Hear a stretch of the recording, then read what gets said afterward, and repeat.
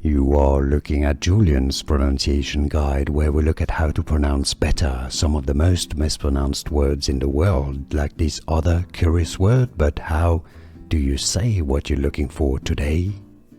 Let's learn how to pronounce this word. Yes, there are two different ways of pronouncing it, British English and American English pronunciations. So let's go through. In the UK and other countries, it's pronounced as carry. Ka with a very mouth open sound. Carry. Now the American English pronunciation, how it's pronounced in the US, carry.